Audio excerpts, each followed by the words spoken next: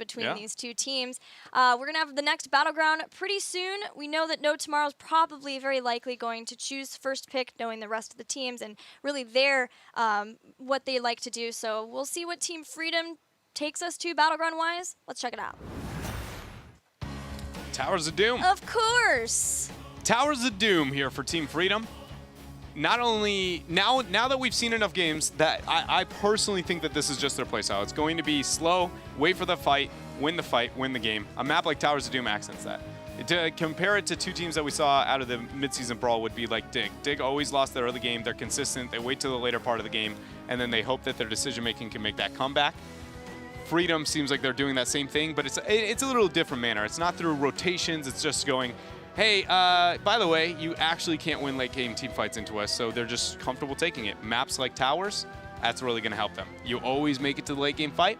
They're always going to win that fight, so they should end up winning this game. Looking at Team Freedom, it was a possibility that we get D.Va again, since they played her on this Battleground last time. That was the D.Va Genji combo for a lot of stalling. The stall tactics of Team Freedom. Haven't seen No Tomorrow play Towers of Doom yet in Phase 2.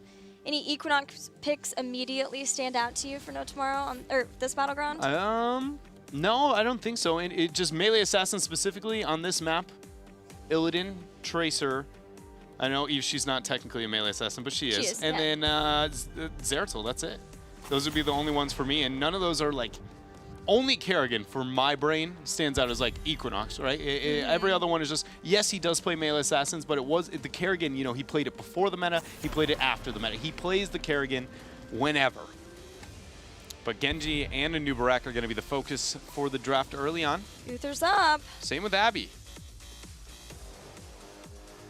Which one is more important to know tomorrow? I'd go with the Uther.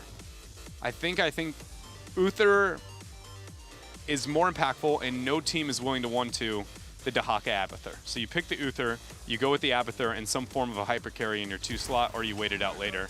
Or Mecha Tassadar. Straight out Tracer call out. That high up? Gilly.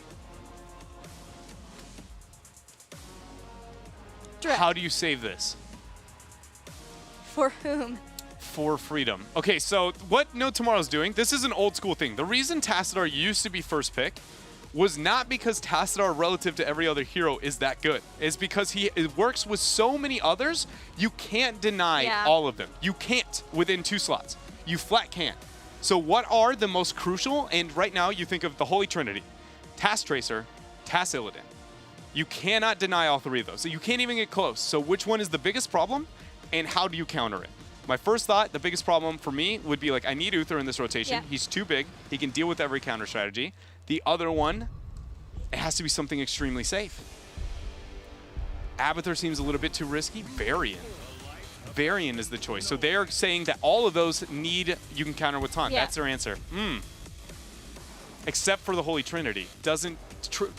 Varian's not bad into it, but he's not great into it. They can maybe try to deal with that later. If No Tomorrow wants to get that. And it is Towers of Doom. So I think the thought is it was more likely that No Tomorrow wanted more like the Tas Tracer, maybe even the Tas Illidan. I think it's definitely more of a sign towards that Tas Tracer. If you're No Tomorrow, why first pick Tassadar then? Do you actually think that Freedom 100% 2-3 or 1-2 slots a Tas Tracer? That's the only thing I can think of. It's just because Tassadar Tracer has been contested, but it's never been that consistent to where it's like I snap half to Tassadar. It's always been like, we can wait to the 2-3, especially from a first pick position. Not really saying anything's right or wrong here, just morally just giving everybody better understanding of the thought process behind some of these picks. It's going to be the Holy Trinity once they see the variant. I think that is a smart adjustment to not go with the hyper carry. Love it. And now what can Team Freedom even hope to deny here? My first thought is Warrior. Yeah. Even more so. It is Casanova. He's fairly new, so it may be possible that you can take him off comforts. What Warrior are you afraid of? I mean, if you're afraid of the Stitches, this is the appropriate Stitches ban because the Noob's already gone. You go to tier 3 in the next. You already have the Varian. You want a double Warrior with yourself. So, what makes the most? It's either Stitches or I wouldn't totally hate. Arthas is another one in the Holy Trinity I don't mind. I think Arthas would be the other one I'd like to see. They go with the Illidan, so they're afraid of the Illidan still with the Holy Trinity.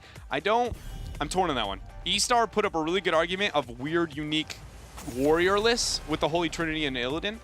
The fact that wasn't an Abathur ban scares me, though. Abathur's gone way too deep into this draft. Any hero, like, I'm amazed that he's managed to make that. I thought for sure No Tomorrow 100% bans Abathur. So now, not as sold on the power play No Tomorrow's draft. Whew. Does Freedom sense it? Do they go for it? They don't have a major Abathur hyper. Greymane? Abathur Greymane would be legendary. Yeah. Beautiful. Man, this draft. Chromie, Dahaka. Nobody likes Abathur. That's what I've decided. Well, Chromie's old school response to having Ariel no cleanse. Yeah. Dahaka is a different global. So here for No Tomorrow, up in the front line for Casanova, what is going to be the most impactful? Again, I criticize a lot of Stitches for how high he was prioritized at the MSB. This is a slot where if Stitches truly is the next hero warrior who's best into the front line behind a Nubrak, it's one of Stitch's best maps. It is in a situation where the draft leads into making it a reasonable choice. There's no Tassadar on the opponent's side to get a force wall and argue your lack of mobility can be a problem. Varian is the only major, but Varian is in a a unique circumstance to those warriors. Chromie might be a little bit dissuading because of slowing sands. That's a good point. What about just Murden? I mean, Murden's safe. Ooh, ETC is not. And they still go into the Tracer later on. So double threat comp with Tracer and Vala. I'm scared. There's only one shield, but there is another Crystal Aegis, I guess. There is. Got a shield for one and an Aegis for another. This is, oh man, for Freedom now. Something that can hold its own. Not too vulnerable to just getting skirmish and picks, but also has sustained DPS or high burst. I don't think Li Ming is the pick here, but I'm afraid that it's going to be with the Chromie? Li Ming. What else is it going to be? What backliner do you want? Greymane is still there, but I don't know if you knew this. North America straight up doesn't play Greymane according to like Phase 2. We have seen so little of it that I'm afraid to suggest the hero at this point. What about Tychus? I've said Tychus 3 different times, and every single time I've only seen one Tychus so far. It's as low as Greymane. Both are not played, so I'm afraid to suggest anything else. Like it has to be the Li Ming according to what NA has displayed so far. They might Falstad? You could Falstad, or you Diva. Diva. All right. That is melee heavy. Yes, it is. And you know what it doesn't have? Not very good damage, sustained damage, not necessarily the greatest burst. When I say that, everybody goes, wait a minute, what about Mecha? When it blows up, it does so much. Not reliable burst, something you can bank on this second. I need this damage to kill this target. That is what you look for at the competitive level. I need immediate, when I throw this spell, what are the odds you get that follow-up? Diva is not that hero. So her burst is not there. Her sustain is definitely not there. And if it is, it's only post 16. She just is not going to touch the Holy Trinity unless a major problem happens. Colossus Smash. That is, I do like C-Smash. I think it's totally underestimated. No way are we going to see that here. NA, we get some weird with some stuff, with some talents, but Varian's just not one of the heroes we're willing to venture outward. To be fair, the only league region that has been willing to do that has been China. Yeah. So it's not like it's and just... they have no fear. For anyone, any team, or any comp, they're willing to run it. All right, let's see how this works. If Tracer and Vala can get No Tomorrow their first win in the series, or if Team Freedom will get up in the series 2-0. Yeah, it is. The Tychus Greymane Abathur conversation is one that I think we got to have. You know, it's very weird to see that all of them are not just different priority. I understand different priority, but the fact that I don't think we've seen a single one of either of them, have we? Off the top of my head, I don't think we've seen a single game. And if so, it was maybe one. Gilly's busting it out here to prove me wrong. Just give me a second. No, you are definitely right. Even if there is one that is still far lower in priority than we had. Supercharged played Greymane once. No Tomorrow played Tychus once. But I mean, we would see those according to like yeah, the value across the near board. 50% like involvement rate. So that number should be more like 4 or 5 than it is a 1 for both of them. There were Greymane in 2 of the 3 games of Even in Death versus Freedom. So Greymane is... Okay, then I'm crazy. It's not every game. Yeah, I'm just crazy. My brain is off a little bit there on the Greymane, but it is still so much lower than we've seen that it's very weird. I don't know. Because there's nothing that seems to be taking its place. Because normally when we see that, especially with North America, they're on essentially like a... We think this hero is different and better, and sometimes that's right, sometimes it's wrong, but right now it doesn't feel like anybody has the replacement. It's just we don't like those. Yeah, we've seen a little bit more Gul'dan. Yeah, that's a good point. Gul'dan's Like been a Gul'dan bit. was at mid-season brawl, but he Not like fell this. off fast. It was all at the beginning, really, and then very few picks, just kind of here and there, emerging elsewhere. And not the same effect. Falstad, we've had some Falstads looking at No Tomorrow specifically because it's Jason, but that's very interesting to see the priority of those 2 heroes. Yeah, I just love to, look at that because typically that aids to a specific characteristic that the play style of the region has when you have those very, rare, like the Zagara that was only in China for a long while. I mean, it's obviously made its way out of it now, but when we see those, it's because the region plays the game very specifically in one playstyle, and that hero actually accents that. But we don't see that either here. It's, again, just out of my long while of studying the video game, it breaks kind of all the rules.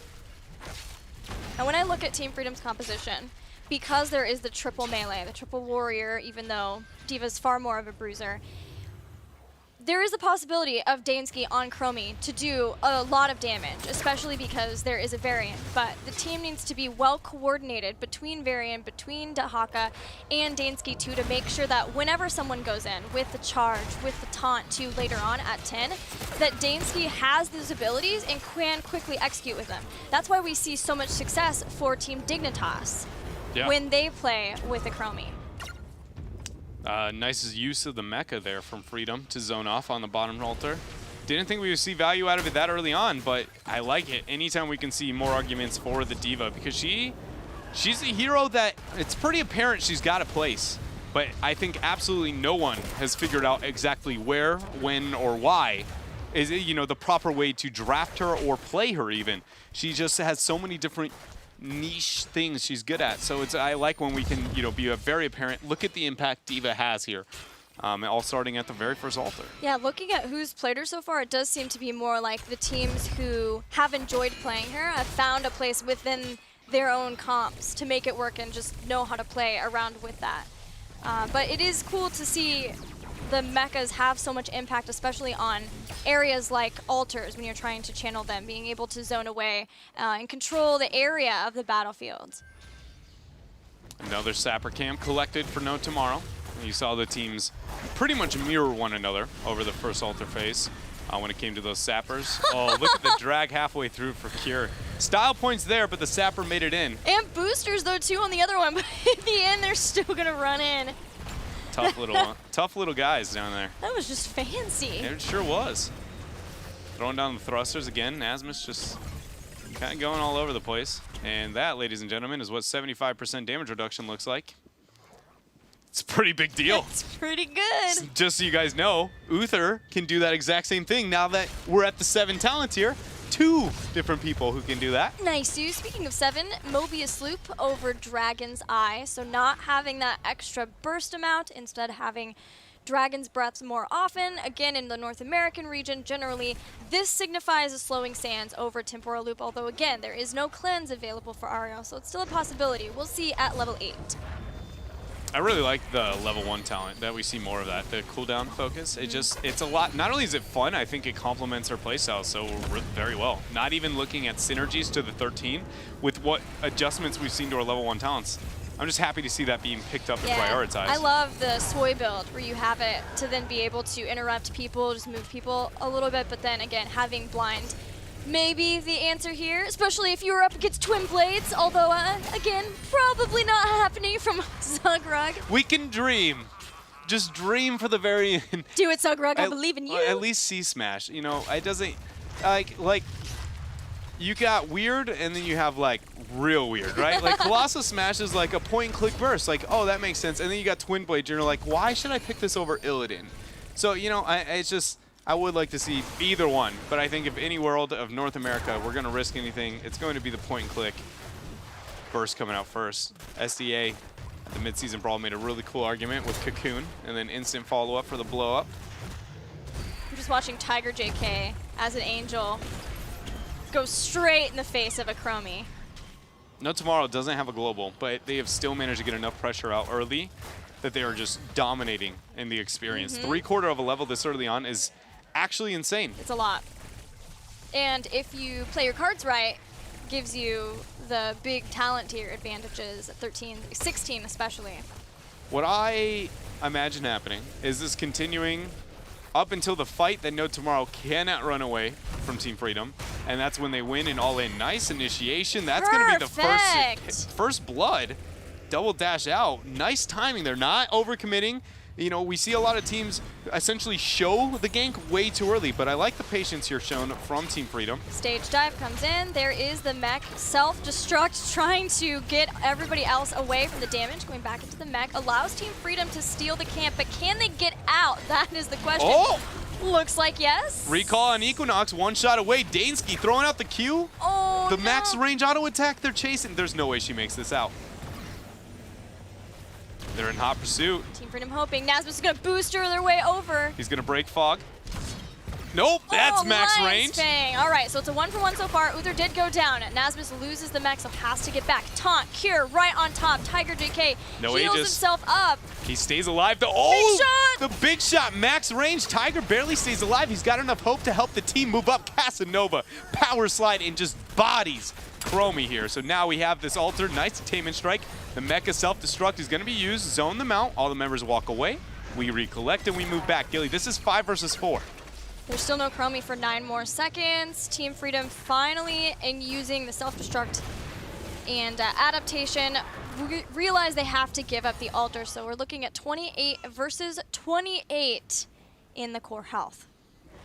It's even, but the experience is not. We also, you know, didn't touch up on the Divine Storm into this composition. To move into D-Storm, you know, I kind of actually like it, only because into a composition like No Tomorrow has, when you have Divine Shield, you always want a hyper carry that's going to gain value of just being immune to absolutely everything. Or you need to make sure that, you know, a target at least is going to draw enough aggro. And between Vari and Dahaka, most of the time they're self-sustaining enough that it's a waste of a D-Shield to drop it on them. D.Va has is the exact so same many argument. health bars. Chromie should be back far enough, especially with reaching through time.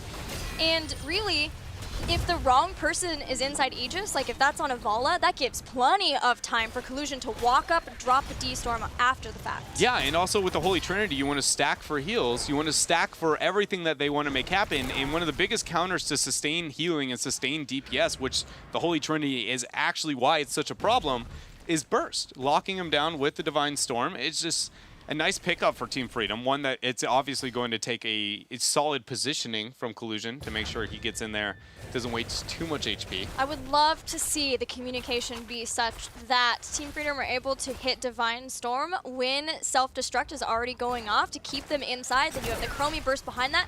That is a potential for a wipe, especially with Slowing Sands already there trying to slow people down and hold them into the position of the self-destruct. What if Blizzard decided to make Chromie's level 20, cast the ball on allies, and then you cast it on top of Chromie's mecha. She goes out, just goes whoop, throws it out a mile wide, and then it just comes back with instant explosion. Blizzard, please think about it. Think about it. 5 more shots taken to the core of Team Freedom. Didn't even really rotate out to contest it, just accepting that without the talent here, they don't feel like they can deal with it. Kira's taken back top bell tower, but bottom's under siege. There is Jason getting hit by a taunt. Self-destruct perfectly placed. Jason can't get out of here. There it is. Crystal Aegis, watch for it. Divine Storm. But it misses. The Aegis actually was still being used to Divine Storm being whiffed. Casanova comes back in with the stage dive. Tiger JK, he's trying to throw down the wings out there, get some heals, get some hope. But they're losing it quick. Now 3 members dead. Freedom, I think they hit the mark. That was it. They were done. Time. They're just bored. They're ready to end this game now. They're like, you know what, guys? First 10 minutes, we felt like maybe you had a chance. We're going to have to take that from you now. We'll let you know if we want you to have it back. Probably. This is our game. Yeah, we'll let you have that maybe at the start of the next one. Yep. 10 minutes in is way different, though, from level 20 again. Every time it gets a little bit closer to earlier on in the game. Get a little bit closer Oh, now. no, what have I done? We already busted out the dread vocals yesterday. We're talking about hair dye up on today. I mean, I've actually set myself up for a colossal trap when I get done with this broadcast. I think you mean success. You know, it's all about perspective here, Gilly. Great dimensional shift from Talking Trees. Gets away from a potential burst-a-thon of Team Freedom. 3 altars activating. Team Freedom controls the 4 bell towers, meaning that No Tomorrow has fewer shots. Team Freedom also, for the first time now, is ahead in experience. Things are looking good for them to mount the comeback. It's all about the channels, though. Sappers walking in. Who's going to move up? Slowing Sands there is a scary place to walk into. 2 shots make it in. The taunt is going to be real. There's a 3rd, 4th, 5th, all 6 make it into the core of No Tomorrow. Now, when looking towards the shots, though, Tiger JK, he's at least got 3 to restore. 5 more coming out from the top right. This is the momentum swing, Gilly, and they're closing in on the 16. That was so well done. The abilities that Team Freedom have to keep No Tomorrow from defending Sappers are insanity. Now 20-12. Getting the bottom bell tower, or the bottom altar, thanks to their zoning of this bell tower, and then able to get the top 2. Team Freedom has 16 level lead over No Tomorrow. Without having any Sappers to line up, though, with the 16 talent tier, they're mainly just posturing around to avoid any free damage being set into the bell tower. So we'll see them just kind of wait it out. It's more of No Tomorrow has to be the one to make some kind of miracle play, and with having stage dive on the ETC, there is no fear of like, oh, is this going to be a major flank? You know, if he stage dives in, you go, well, that's my bell tower. I've got, you know, we're going to be just fine. Well, Dahaka can push other lanes too. We've got Tracer and ETC trying to get to 16, but once No Tomorrow get to 16, then Team Freedom either can try to wait and take the fight here, or maybe rotate up, and at that point, hope that they've pushed some lanes enough that they can trade out on bell towers. But so far, just creating a bastion, a stronghold here in the bottom lane. I like that, the stronghold. Sappers are back, though. We now have a life's purpose here in the southern lane, and it's all about these puppies. 16 is available now for No Tomorrow. Stage dives there. Dansky in a terrible spot. He's already going to go down. Equinox gets 2 more dashes, going to scoop him right out. Kira looking to get the flank. Drag is going to be online. Does it connect? He does. Lands on a perfect target. Now that is blow for blow, 1 for 1. Team Freedom looking to at least, you know, have to show some respect. Yeah, and they have somewhere to retreat to, whereas No Tomorrow do not. This is a really weird place for No Tomorrow to be in, and they don't have their Vala. Now, they're relying on Equinox to be the battery for Tiger JK, but they still have Tiger JK and Talking Trees to keep Equinox healthy. 10 shots are available. Nice boost away. Altars up here in 4. The taunts there onto ETC. Casanova getting the heal now from Tiger JK. Equinox, you see the skirmish. Equinox is so impactful in these type of situations. Small skirmishes for the Illidan's, for the Tracers, they're so very good. There's the defense matrix. They go in. Nasmus, he's not going to pop the self-destruct. The drag, there it is. It goes down, but dimensional shift out. Just a lot of fireworks, no flash. But the Chromie getting caught out up above, that is huge here for No Tomorrow. But also, Team Freedom were able to take down, no they weren't. I thought they had a Tracer kill, but Tracer recalled out. But Tassadar went down, so Team Freedom evens it out once again, a 1 for 1. Bottom altar is going to be started by Dahaka. That means 5 more shots going on to the core of No Tomorrow, but the delay is there. A match response. These teams split. Nasmus goes down. Cure, he's caught out. The heals are there, but Nasmus getting caught. That is enough now. Can No Tomorrow keep up the staggered deaths? Divine Storm, Casanova trying to power slide away from the 2. Crystal Aegis Variant is out. No Tomorrow somehow are staying alive, and they've been able to finally push back Team Freedom. They did it. So much so that even, you know, Freedom, saying Dahaka up towards top, they're going to convert back some of these bell towers before starting the 2 altars. 1 is a safe call, 2 is a possible call, but very risky. They agree they're going to commit here. That's 8 shots fighting back for Freedom. In that last fight, Freedom brought Chromie back through, and the team was hoping that they could reconnect with her because you saw how difficult it was for them to be able to get kills without their Chromie. Losing her at the beginning of the fight was detrimental, and Freedom stayed alive a very long time thanks to the tankiness of the rest of the members and the fact that they have Uther to be able to give them armor.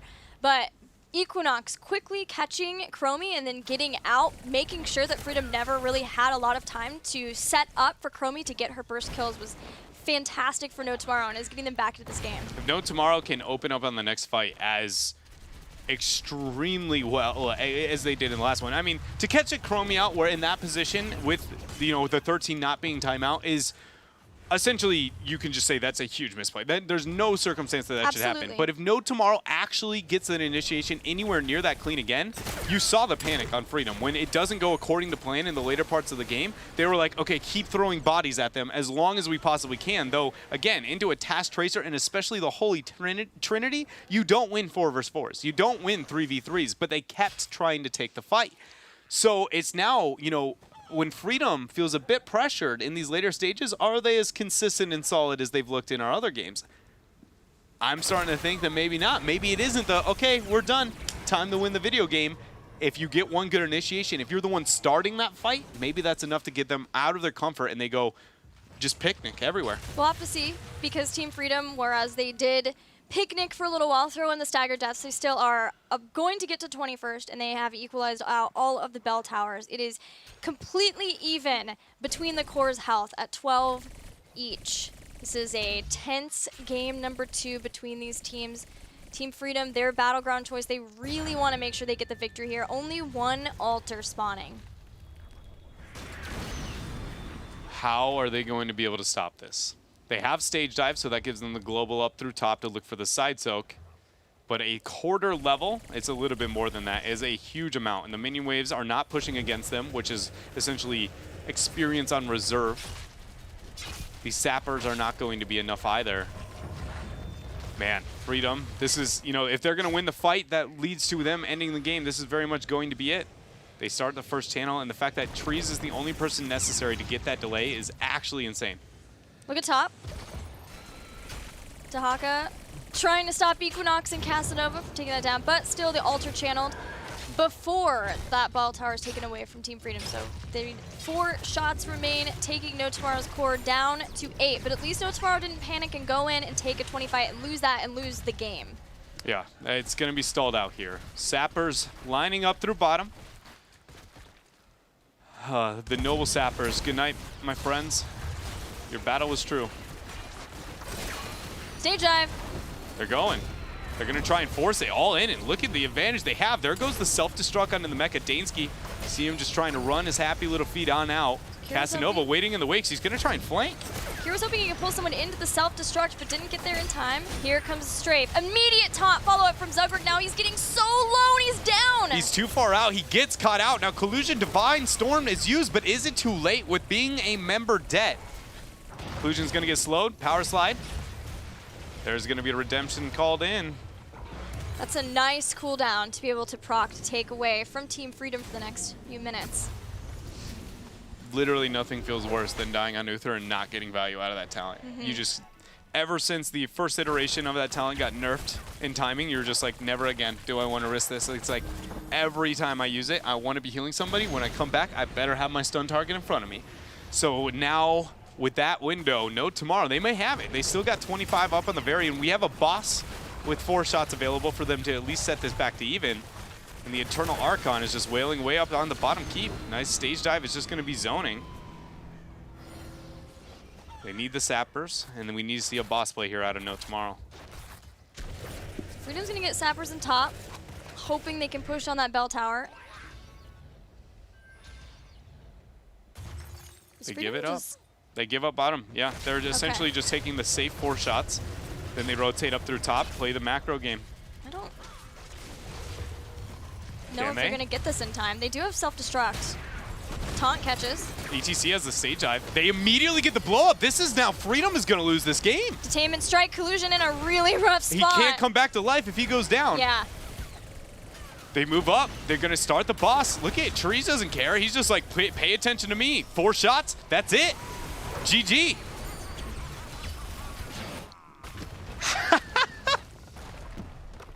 The last few minutes of that game were wild. It was just, Freedom was just like, nah, not this fight. Nope, not this one either. After one stage dive catching out Chromie, they completely gave up everything. Gilly, we found the Achilles heel. It's donezo. Just give her a little slit. It falls apart. Just beat them in a fight. Break the momentum in the later stages of the game, and Team Freedom looks pretty free. Oh, I took Casanova's you're bringing word. it back. I'm bringing it back. Full circle here, boys. All right. Well, No Tomorrow tie things up. We've got a lot to talk about for that last game, but let's head to a break and we will get into it right after this. This is the HGC.